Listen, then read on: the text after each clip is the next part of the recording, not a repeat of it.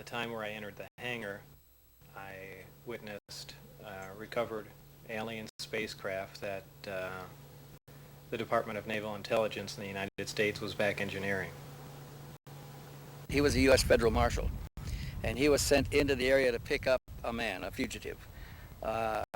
When he got to the gate at Groom Lake, they led him on to make the arrest, but they required an escort with him. And then first they searched him, and then they assigned an escort, and when they prepared to leave, the escort handed him a black bag. He says, "Put it in your belt here, because if a siren sounds, we pull the bag over our head and lay down on the ground face down and wait till there's an all clear."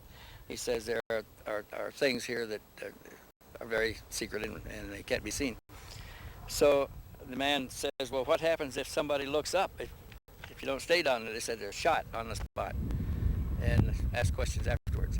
I have had the opportunity over the years to interview, again, people who have worked at the test site at Groom Lake. One gentleman spent 12 of his 30 years in black programs at Groom Lake. When I asked him, I said, first of all, I said, "Do you believe in UFOs?" And he looked at me with a straight face in one-on-one. He said, "Absolutely, positively, they do exist." I said, "Can you expand upon that?" And he said, "No, I can't." About a year later, we were talking about, again, activities at Groom Lake. And I asked him, I said, can you really tell me what's happening out there? And he said, "Well, there's a lot of things that are going on there that I won't be able to tell you until the year 2025. But we have things in the Nevada desert that would make George Lucas envious." We are here at one of the most mysterious places on Earth. Behind these mountains begins the Black World, the super-secret U.S. Navy and Air Force test site known as Area 51. Rumors say that right here the test flights with craft from another world recovered by the military take place. In this film we investigate these rumors, and were at the end able to observe one of those mysterious UFOs by ourselves, right here, near the black mailbox at the desert road to Groom Lake.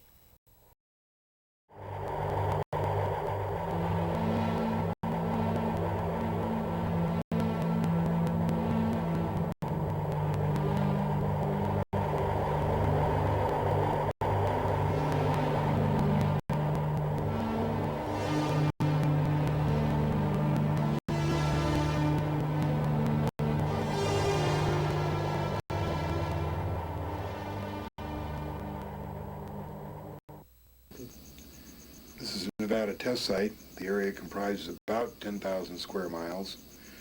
It's bordered on the south by Mercury, and on the west side by Highway 95, and up here on the northwest by Tonopah, and across the top to Crystal Springs, and down here to Las Vegas.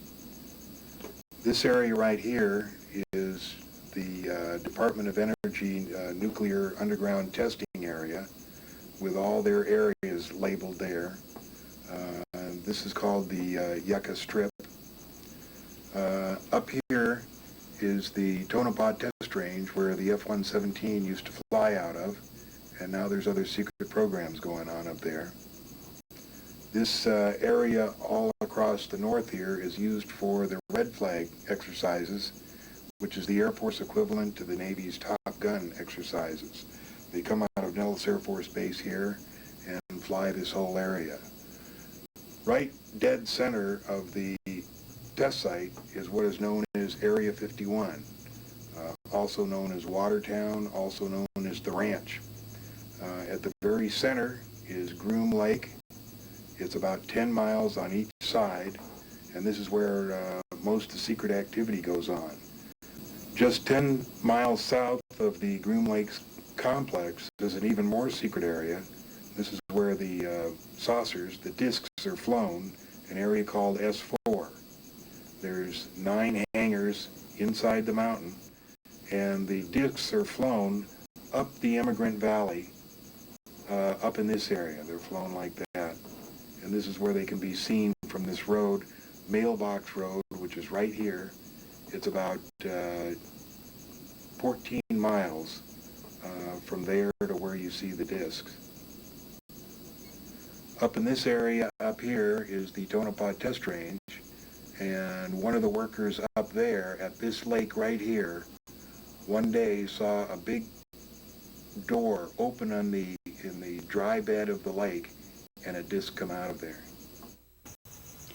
Area 51 was basically a Navy training base until 1955, when in conjunction with the CIA, Lockheed made a secret test space out of it.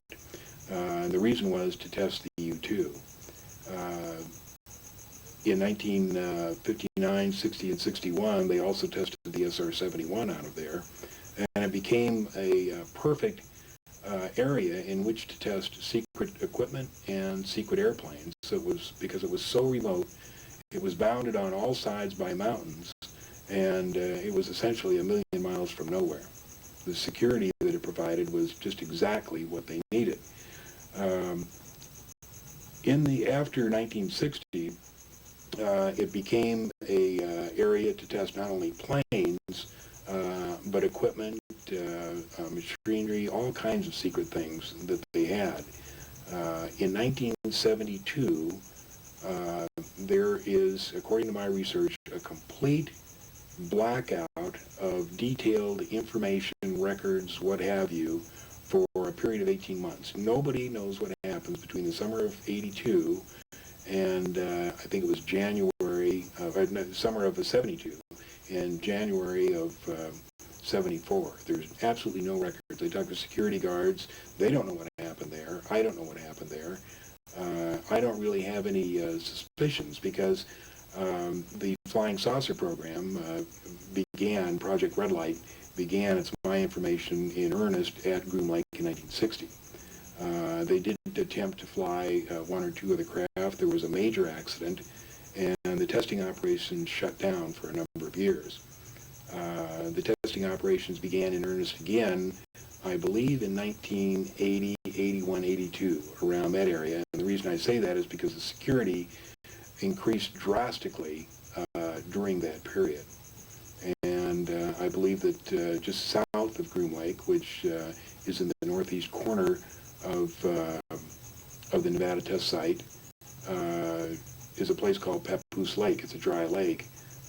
There's a secret area there called S4, and I believe that that's where they test the saucers out of. My sources are varied, but the primary source being Bob Lazar, who worked on one of the 9 saucers that were stored there. Colonel Stevens, you investigated rumors about the top secret flying saucer investigation project in Area 51. Yes, the rumors became a little more real to me in about 1978 when I discovered my first participant in the changeover of that base to a very special facility where they took up the runway and laid in underground facilities and special laboratories and then relayed it and reconstructed the base to make it look just like it did before. The material that is now stored at Area 51, I believe, came from the Roswell crash in 1947, a crash at Aztec, New Mexico in 1948, and another crash down along the Mexican border in about 1949 or 50. The residue was first taken to Los Alamos and to other areas in New Mexico under the control of the Atomic Energy Commission, also super secret facilities. They were smaller, and I believe that the real facility was constructed at Area 51 when they changed over Groom Field to, it was a field on a dry lake bed, when they changed it over to become a special research facility. And I believe they transported the material that had been collected and held elsewhere to Area 51 about that time, at least much of it, for the research projects. Now that changeover began in about 1948, 47 or 48, probably early 48, when they modified the field, changed over the building and the facilities and put in a habitat where they could control an atmosphere for extraterrestrial guests, is my supposition now. And they also put in laboratories for research. and it's been expanded, been worked and expanded almost since that time. You got confirmation from the military, didn't you? Yes, one in particular comes to mind. Now, he's not in the military, but he ran several large military research programs here in Nevada. Very top-level programs, the highest classification. This is a person from a very prominent Nevada family, well-known. It's provable where he worked and the kinds of things that he did. He also confirms that the alien technology has been in Nevada since the early 1950s, that it was even here before the base at Groom Lake was built, that one of the reasons that the Groom facility was built is in order to test this alien technology. He told me that there was a live alien in custody for a number of years, that they had difficulty communicating with the alien at first, but eventually developed some sort of a communication abilities. He is reluctant to talk. He's worried about what will happen to his family, but he has agreed to give me a videotape deposition that would be released only after his death. And I think when that comes out, it will not only confirm what Bob Lazar had to say, but shed a great deal of light on what our military, what our government has known about the alien presence for the past 45 years, including Roswell. Las Vegas, Nevada, city of gambling, city of the thousand lights. And, what only a few know, gate to a world full of military secrets. Here we started our investigation into the mysteries of the Black World. Because behind the mountains, north of the Glitter Town, begins the Nevada test site. Nearly a state by its own. Surrounded by borders safer than any other border on Earth since the Iron Curtain came down. Nuclear weapons are tested here. The stealth fighter was hidden here, and much more exotic planes are flown today.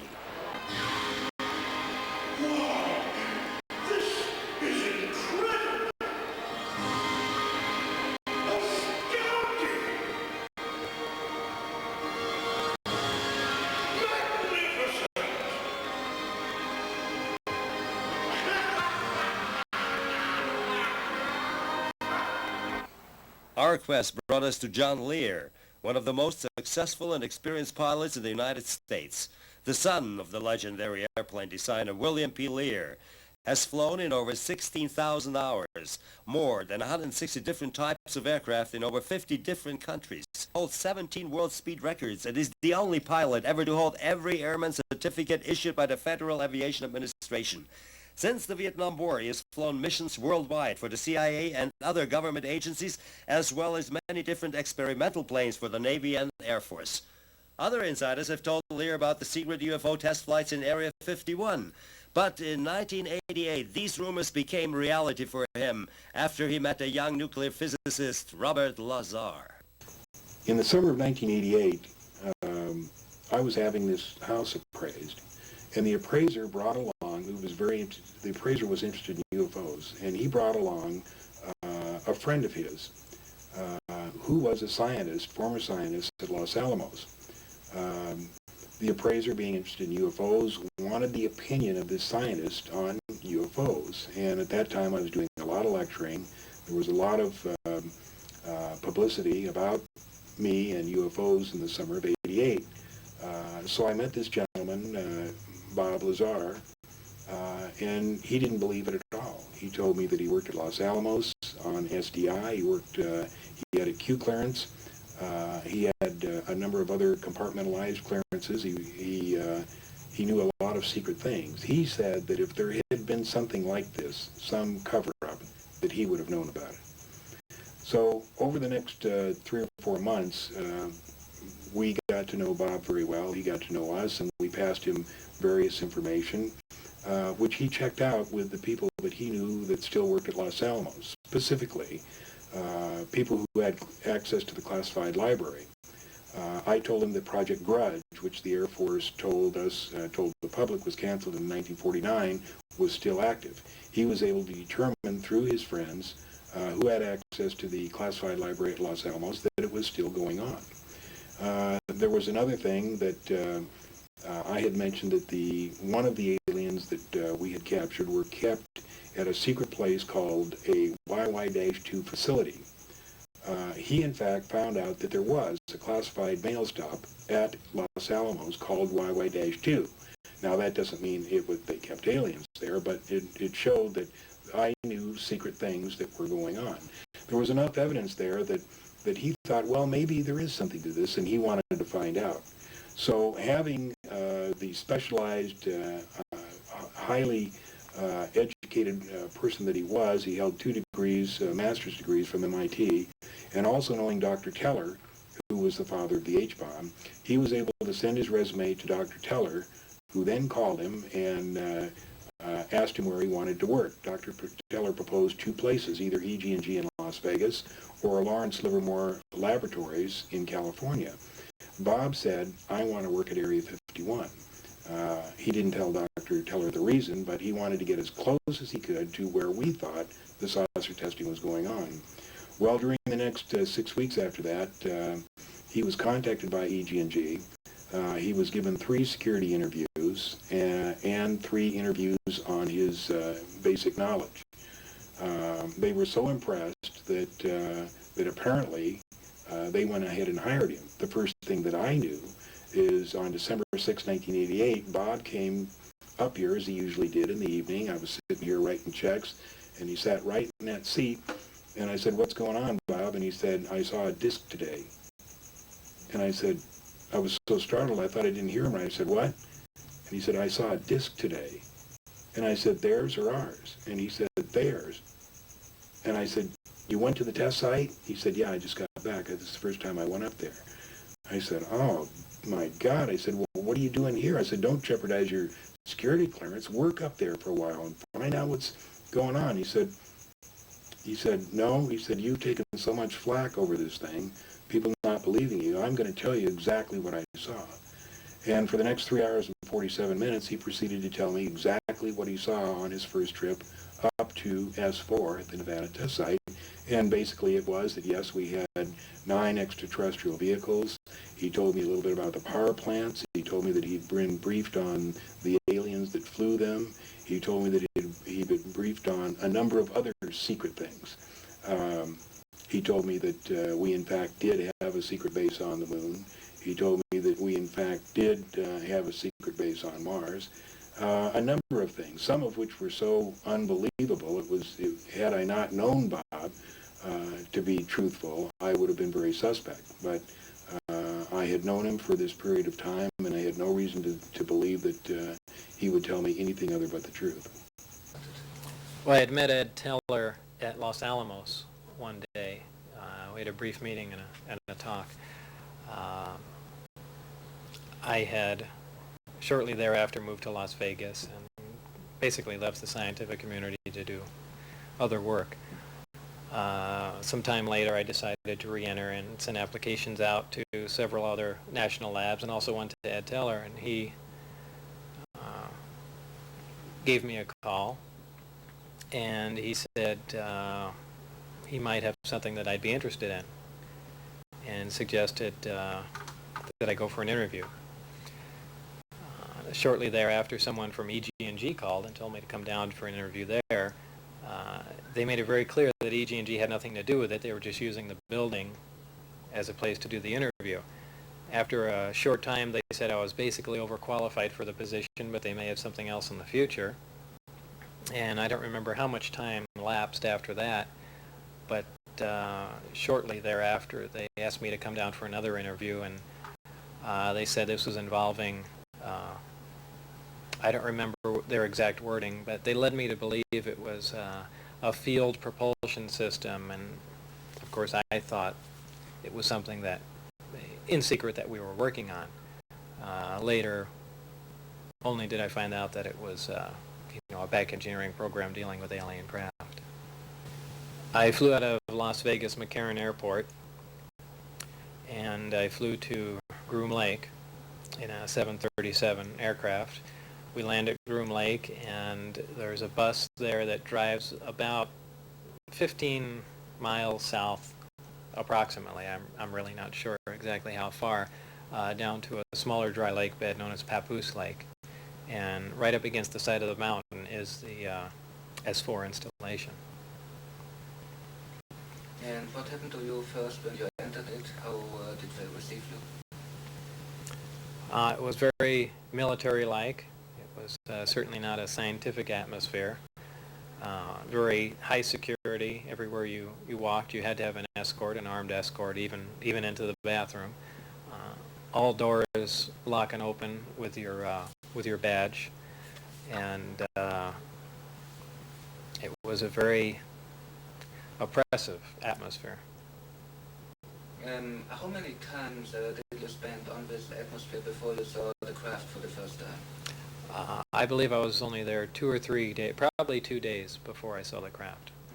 Time, how they are stored, what your impression was, and your feelings when you saw it. Well, my feelings, it was very,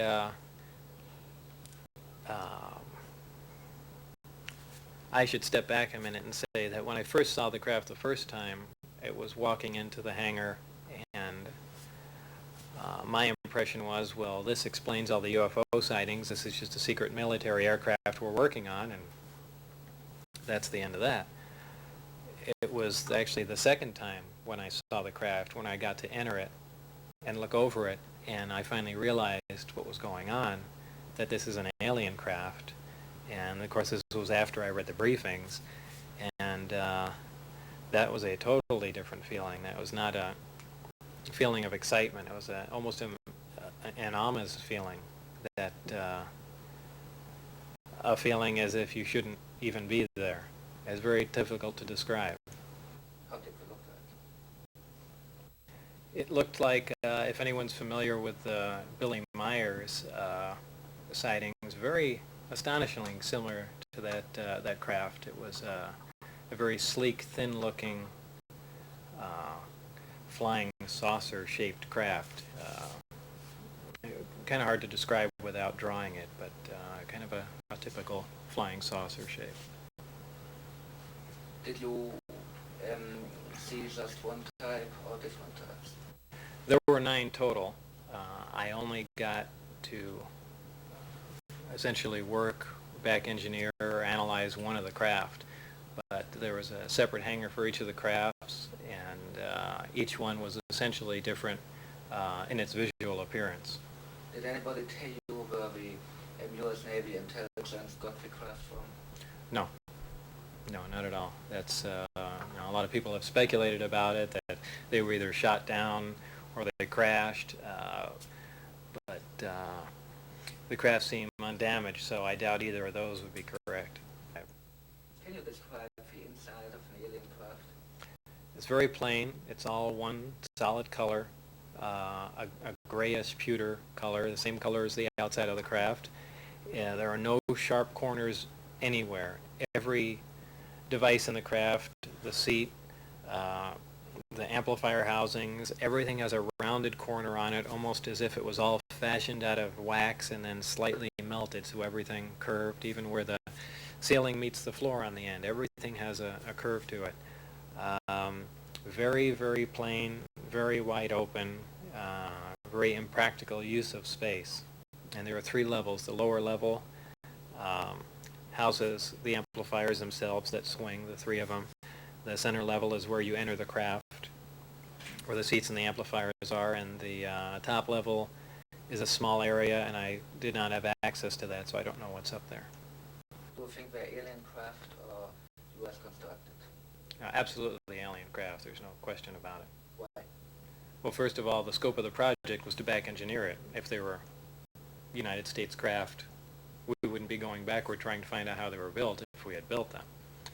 Second of all, the size of the equipment inside, the size of the seats, the materials that were in use, completely alien to us, pardon the pun, and the fuel, element 115, essentially non-existent. All these factors together, and of course the briefing information stating that they were alien craft. Could anybody tell you how the propulsion functioned? Well, that was part of my job, was to back engineer that and find out exactly how that operated. And they had made some progress, but I really don't know how long the craft was there being analyzed. if it was 1 year or 10 years before I got there, but it seems like only a modest amount of progress had been made.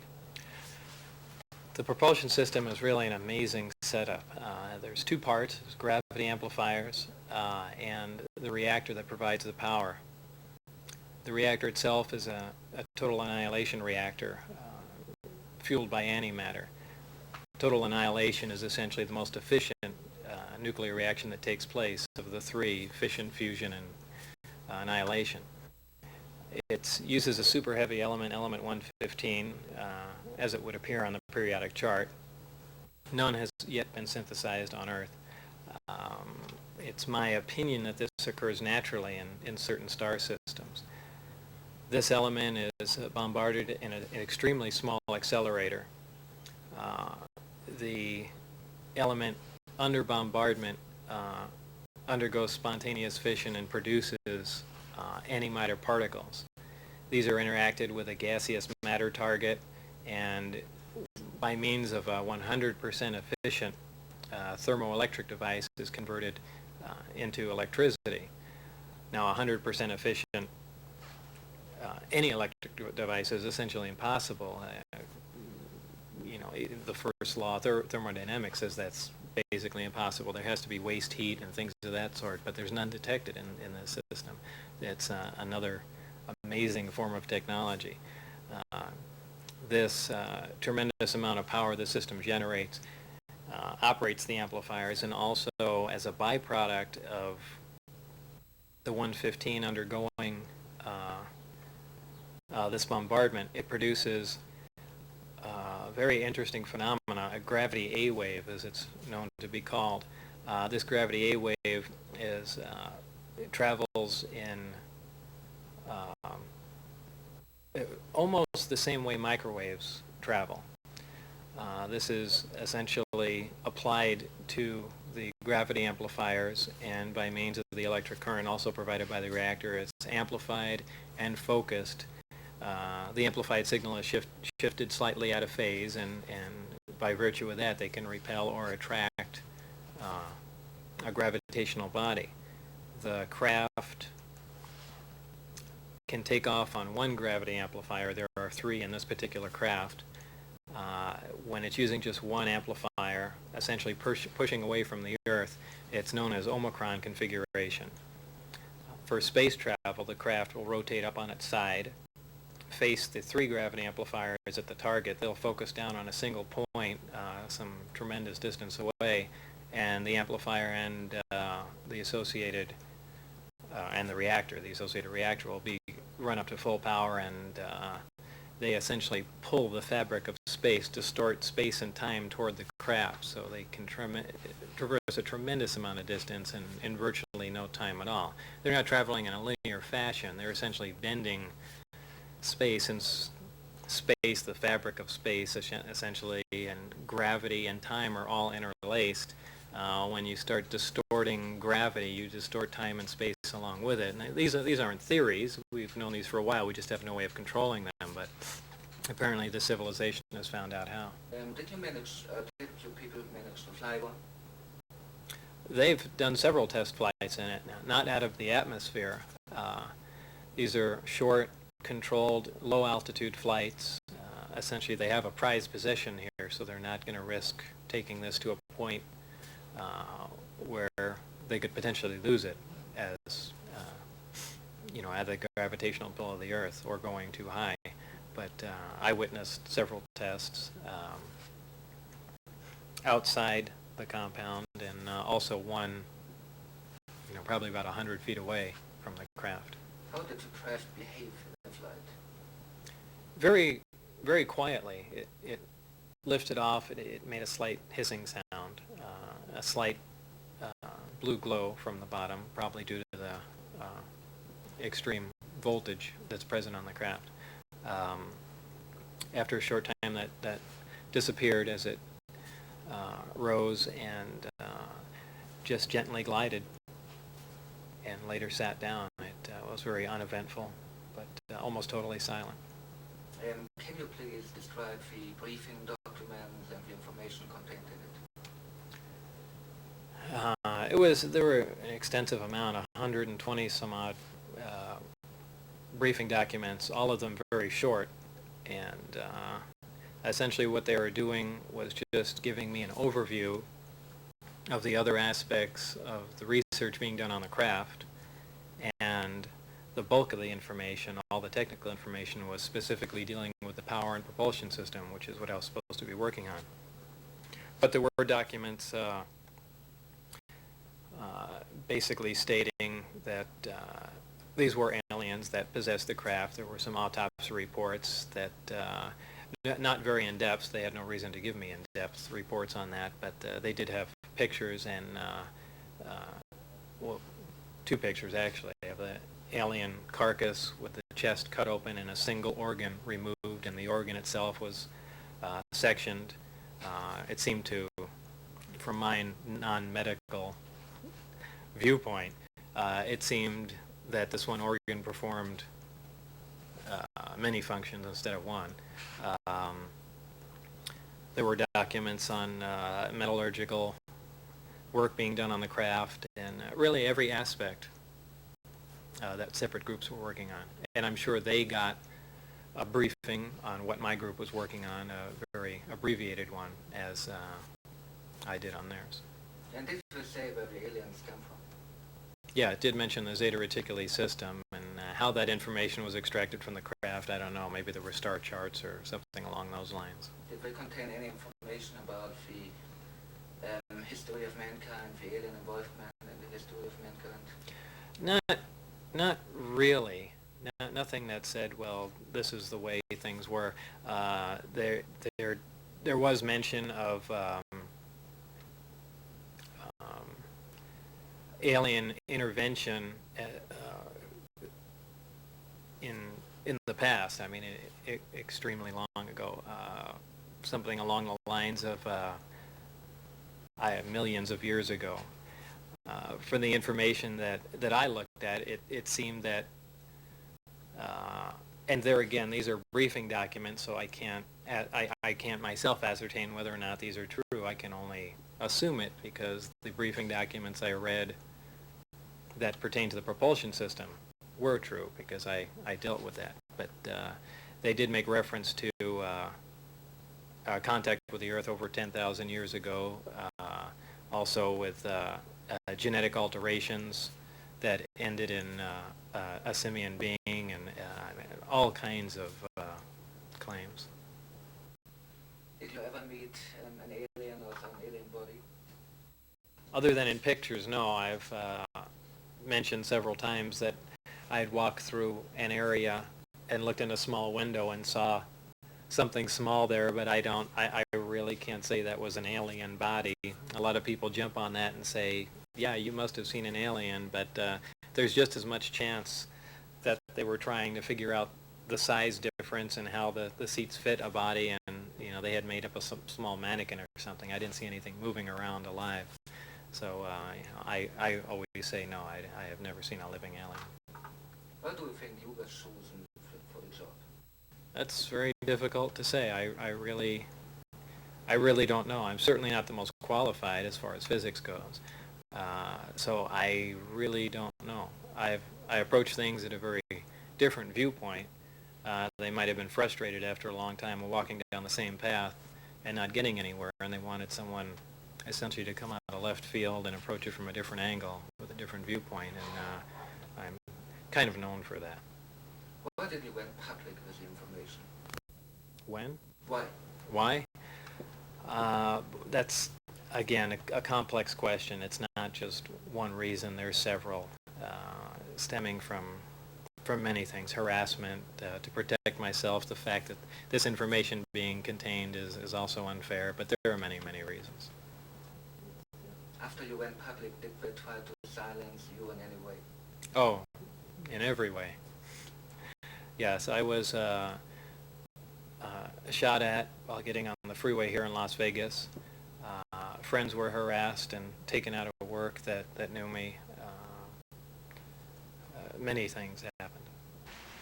Well, he was upset about the security at the base. It was an oppressive place to work. He was upset that they didn't have better scientists and a more open kind of research that would allow them to finally get to the bottom of how this alien technology worked. He thought that that information should be shared with the entire world in order to benefit the entire world. At the same time, he was going through some personal crises that led to him sharing some of this information with some people that he knew. Once he got caught, he was worried about his safety. They put guns to his head. They told him he was in a heck of a lot of trouble. And I think the reason he was willing to talk to me, at least what he told me in the beginning, was he was trying to save his hide. He figured by going public that they wouldn't dare do something to him. It seems to me that for several months there, after he was talking to me, there were serious attempts to intimidate him, to keep him quiet, but he had the courage to pursue it, and I think he made the right decision, because I'm not sure that he would be alive today if he had not spoken to the television camera.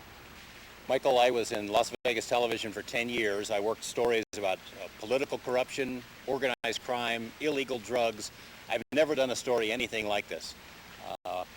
When I first met Bob Lazar, I was only tangentially interested in the UFO material. I had done some talk shows about it. I knew the public was interested in it, but I didn't know if I was going to be able to do the story about Area 51.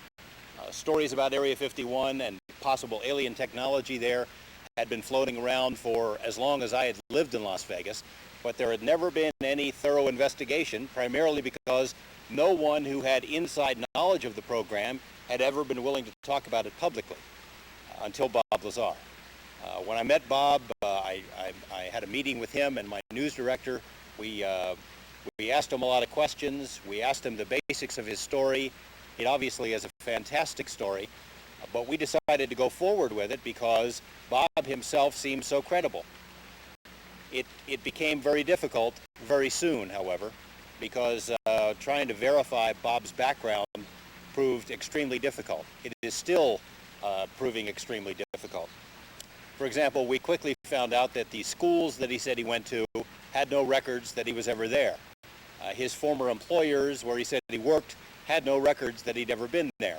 In particular, Los Alamos National Lab was the linchpin of his credibility. We thought if we could prove that he worked at Los Alamos, as he said, it must have meant that he went to school somewhere, because they don't just hire people off the street.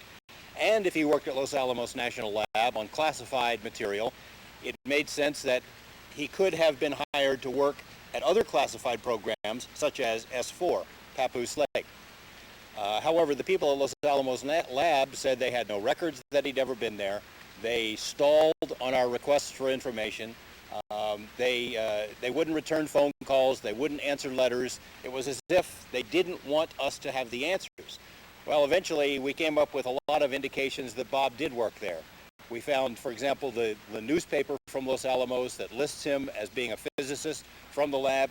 We found the laboratory telephone book that lists him as being an employee at the lab. We have talked to other people at the lab who worked with him, who tell us that Bob did work on classified projects, that he was a physicist, that he was there. Just this week, almost 4 years after we first started making our inquiries at Los Alamos, we finally got someone from the lab to say, yes, Bob Lazar was here. Yes, he worked at the Mason facility. Yes, that facility did some classified work. It's taken a long time, but now we know that Bob was there. We know he had a security clearance, but we still know that there are a lot of the records that we're searching have not been produced for us. We don't know why. What convinced you most that Bob Lazar told you the truth? Well, I'm not 100% sure about everything that he says, because as journalists, we have to be somewhat skeptical. But a couple of things stand out in my mind. Number one is that Bob has always told the same story. The story that he told me on the first day that I met him about his experiences at S4 is the same story he tells today. And most importantly, when Bob got into some legal trouble, which in the eyes of many people means that he's completely discredited, when he got into his legal trouble, he told the court system the exact same thing. Now, the courts, the interesting thing is, they're trying to verify his background, the probation department, and they said, we can't verify his background, therefore he should go to prison. Well, my response to it is, Welcome to the club. You can't get any information on his background. Bob was facing up to 60 years in prison if he did not tell the truth about his background, and the story that he told to the court is the same story that he told to me on the first day and the same story that he's telling today. After you interviewed Lazar on TV, did you come in contact with other witnesses from Area 51? Several witnesses, more than a dozen now in total, have come forward with bits and pieces of information that confirm at least parts of what Bob said. No one has come forward with the kind of broad knowledge that he claimed, but what I have learned from these other people tends to confirm that what Bob is saying is true. The problem is that none of them have been willing to talk publicly. They will give me bits and pieces of information privately, but I'm restricted from using their names. And there's some very good reasons for that. There's been an obvious attempt to intimidate these witnesses into keeping their mouths shut. But 3 examples come to mind. One is a former electrical engineer who worked in the television business, who moved from Las Vegas and whom I worked with, moved to another city. He had told me by phone that he had seen a disc under a tarp in a building at Groom Lake. Well, I tried to arrange to do an interview, long-distance interview, with a camera crew in the city where he lives. He agreed to do it as long as I blacked out his face. He comes out the morning after he makes the agreement to give me this interview. There's a car sitting in front of his house, 2 men in suits speaking into a radio. He's not giving it much of a thought, but they followed him to work. When he gets out of work, they followed him home. No interview. He was scared. There's a woman who works in the court system here in Las Vegas in a very responsible position, who formerly worked for a major defense contractor here in Nevada. She had sat in on meetings where she said the discussion between her employer and military officials was about wreckage from Roswell, which had been taken to Area 51, alien wreckage. She had agreed to give me this information in a private meeting that we were going to have, but the day that the meeting was supposed to happen, she didn't show up, and I found out later she'd been visited by her former employers, and they had told her she's still under oath, she could be prosecuted, but what's more, her employers hinted that harm could come to this woman or her family if she talked to me. They said, "We know you do a lot of traveling. We'd hate for accidents to happen to you or your family." So she will still not talk to me now 3 years later. There was a third example, this man who performed the tax returns of persons who worked at Area 51. He had called me up on the phone at the TV station and told me he would meet and give me this information. The next day, he's visited by 2 men who say that they're from the Secret Service, and they wanted to ask him about his tax returns, but he said that it was his definite impression they didn't care about his tax returns.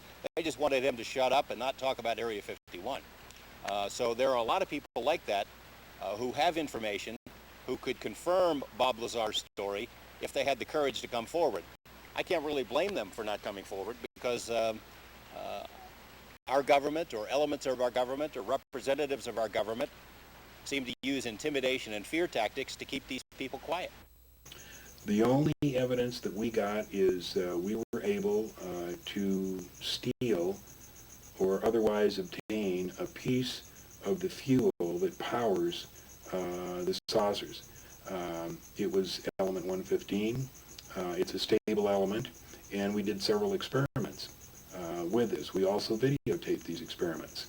The experiment was to prove the high gravitational attraction, the heaviness of the element, and other things. We proved it to ourselves. Unfortunately, whoever is in charge of the cover-up stole it back. The other thing was that on March 21st, 1989, he asked me if I wanted to view one of the test flights. This was on a Tuesday, and I said, well, sure, but how are we going to see one? And he said, there's going to be a test flight tomorrow night just at sunset. And I know a place where we can sneak in, still be on public land, and watch it. I said, great. So I said, why at sunset? And he said, well, statistically, up in that area, there's the least traffic around then.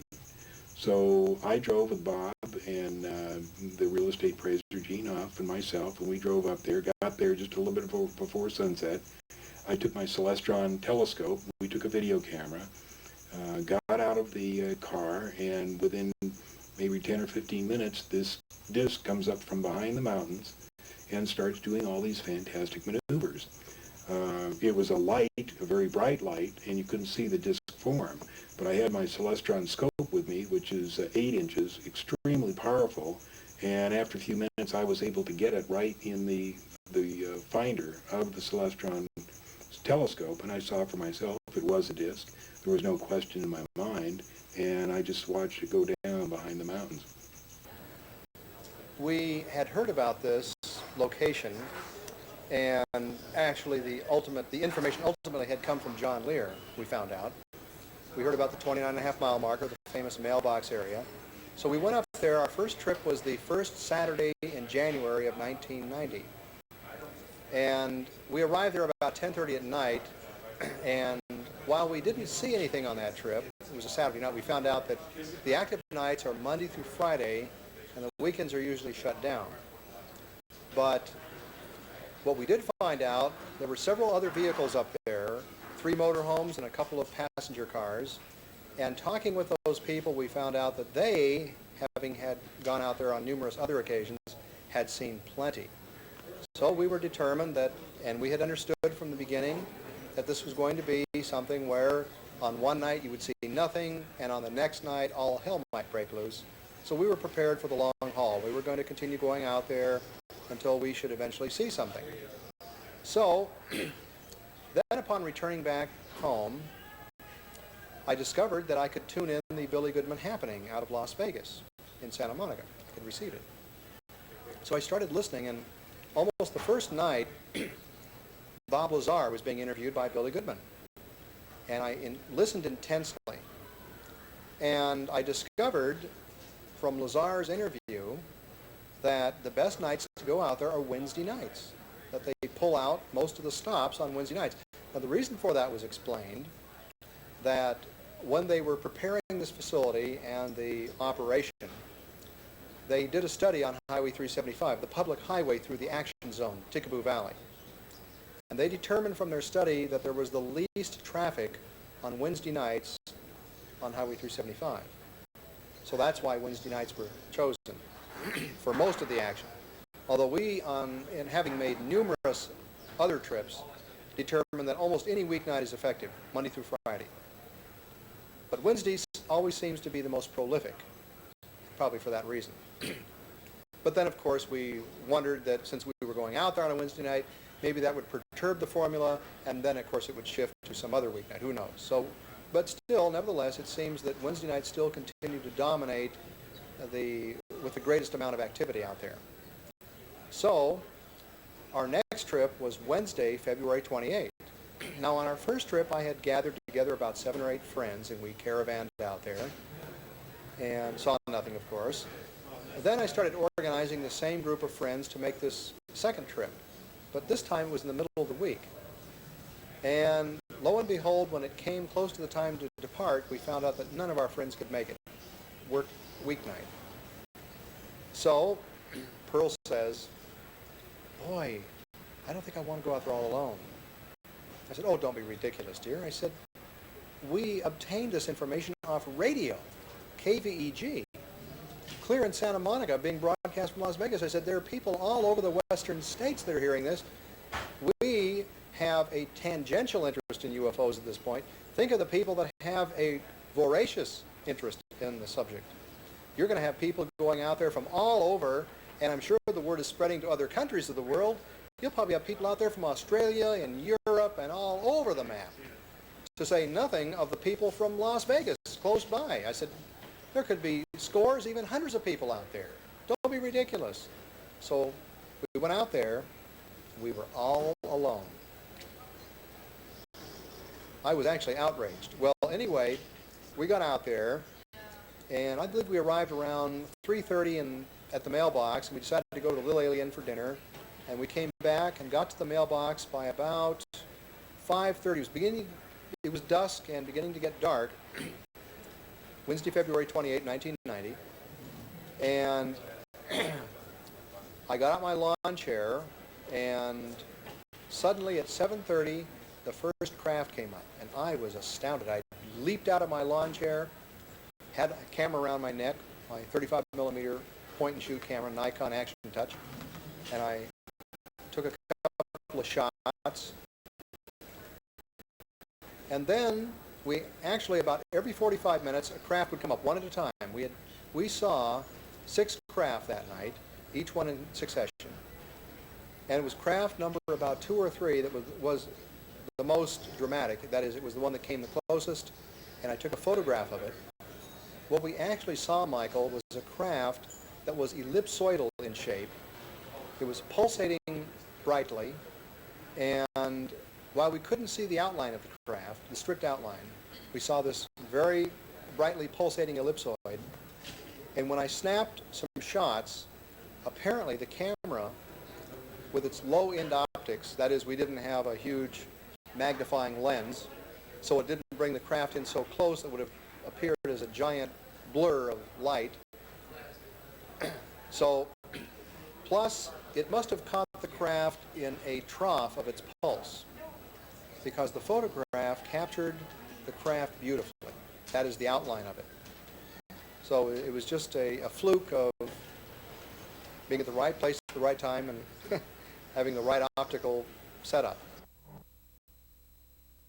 Going to Groom Lake Area 51. What happened to you on this night? Well, on that night, February the 21st, 1990, I accompanied a crew from Nippon Television Network to witness the test flight of an object over Groom Lake, which is known as Area 51.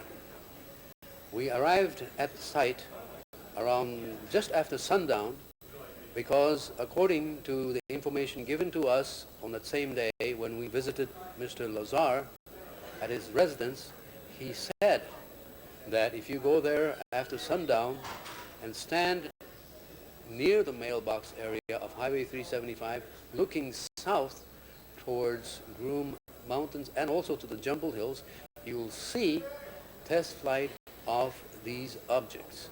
And lo and behold, when we arrived at the scene, exactly around 6:45 or so, we started seeing, we suddenly started seeing an orangish, yellowish light suddenly appear on top of Jumble Hills, making a motion to the right for about 15 seconds or so.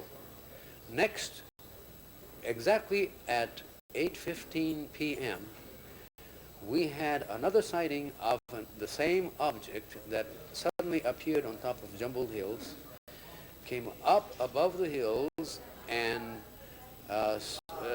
made its appearance, went slightly to the right side, and at that juncture in time, it made a sudden descension and a back turn, which I estimated to be possibly about 5,000 feet sudden descension, a back turn descension.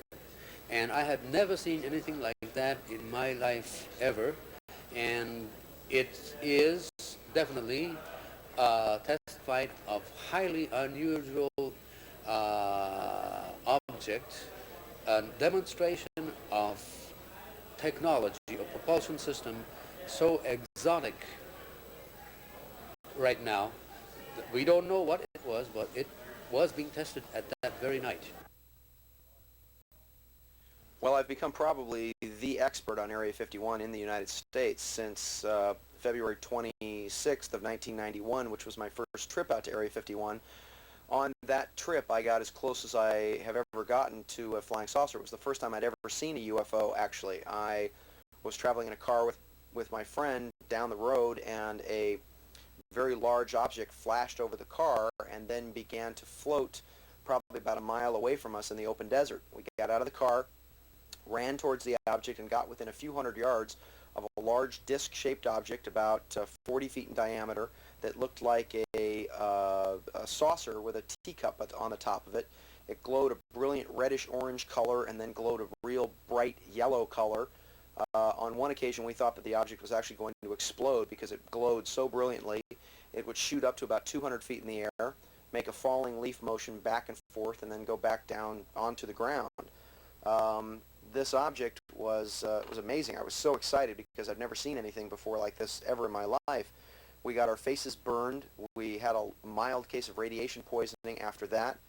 We had fevers for 3 or 4 days of about 102, 103 degrees, which we felt was radiation poisoning.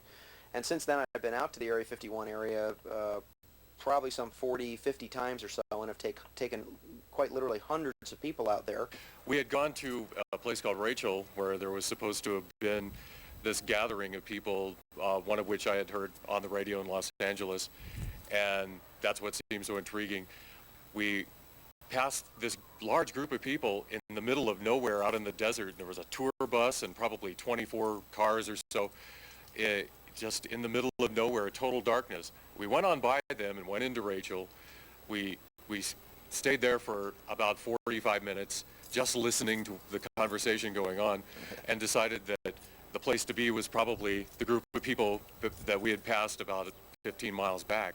We went there and sat and began watching like it seemed everyone else was doing, and then we had the first actual sighting. I looked up in the sky, and I thought there was a really bright star up there, and I said, John, is that star kind of moving?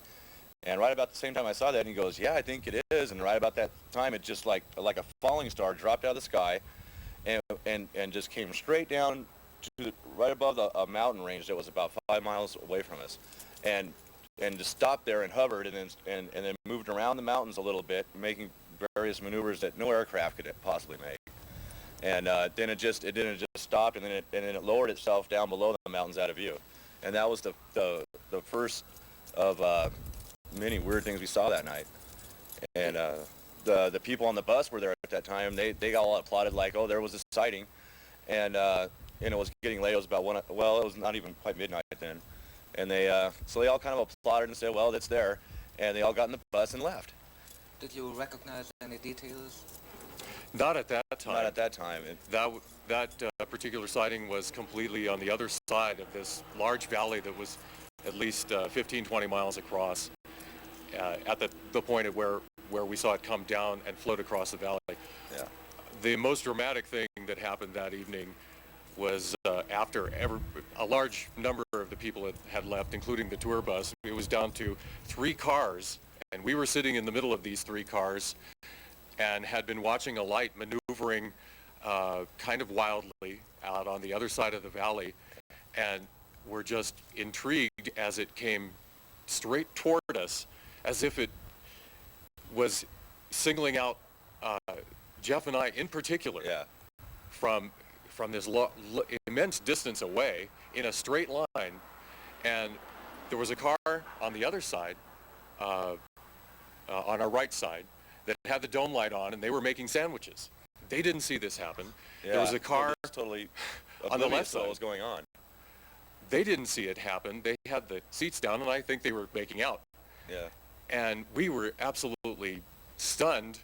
I felt absolutely awestruck as this light that we'd been watching came straight toward us. In just an instant, it crossed that long valley, and Jeff became actually frightened because we're sitting in a pickup truck, and I'm looking right up like this, and it stopped and hovered practically right over us, and then it turned on a light from the edge of the craft, and when it came over us and stopped and hovered, the light seemed to be on the top of it, and it revealed like a silhouette of a disc, and you could clearly say it was a disc-shaped craft, and it made no noise whatsoever, just hovering above us, probably maybe under 100 feet in altitude above us. Yeah. Yeah. And it stayed there and hovered for a few seconds more, and that's when I was starting to get worried, that something else is going to happen now that they've checked us out. Maybe they're going to land, or I didn't know what was going to go on, so I got pretty scared at that point. And right about the same time I got scared, the thing just zoomed back over the mountains, and you're talking about like, what was it, 10, 10 miles, and within a split second it was over this mountain range, and then stopped, and then just lowered itself on the other side of the range, out of sight.